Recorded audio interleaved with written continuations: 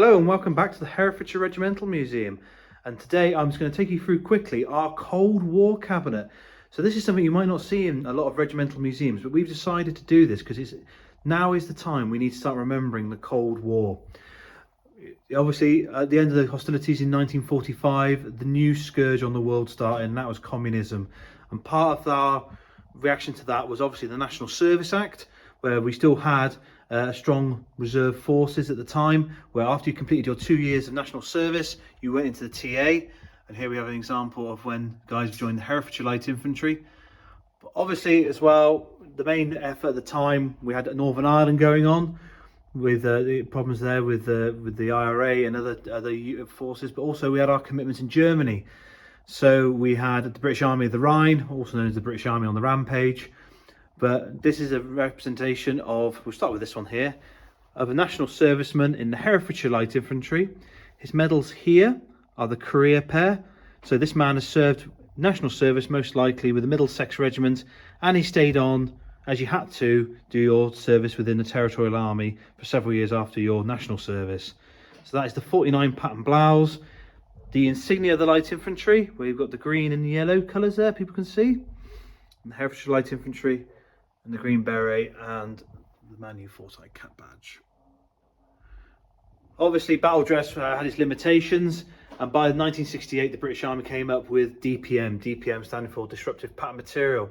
And here we have a mannequin representing the British Army as it was during the Cold War in Germany, Northern Ireland, but also at home. So we have with green beret and the cap badge of the Light Infantry, which when the Herefordshire Regiment disbanded in 1968, the video is also on YouTube, it became the Light Infantry Volunteers. So there we have the bugle for the Light Infantry.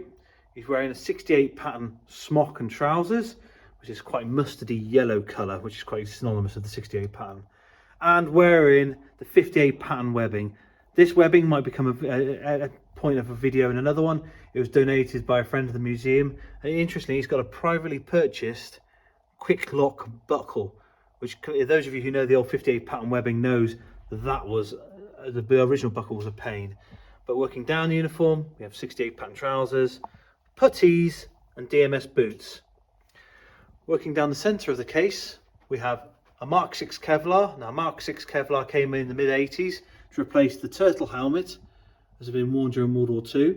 This piece of elastic that goes over the helmet is actually for when you're doing your NBC drills, so you can actually just chuck that piece of elastic over your respirator, so you don't have to worry about this pain in the bum chin strap that came up with the Mark 6 helmet.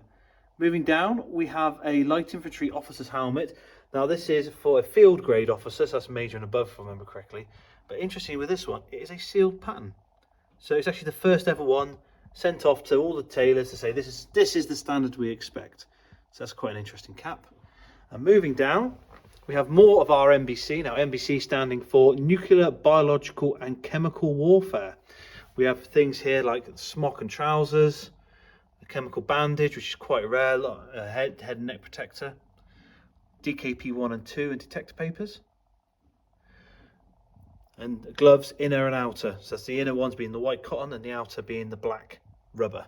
Moving down, we have the 58 pattern maggot bag or sleeping bag, on top of the most horrendous piece of webbing ever designed by man, that being the 58 pattern rucksack. And on there we've actually put one of the steel helmets strapped using the straps. Mark 6 respirator with steel filter, 58 pattern black plastic water bottle, KFS kit, so that's your knife, fork and spoon, with clasp knife and hexamin. Something that's rarely seen nowadays is hexamin, because most of the time now it's down to dragon gels. Moving along, we have 58 pattern webbing, and some of the bits and bobs on there is parts from the GS ration, infantry aid memoir, the notebook, and interestingly we have an original Socksmix card. So Socksmix was the British forces in Germany reporting on Soviet units. A survival ration.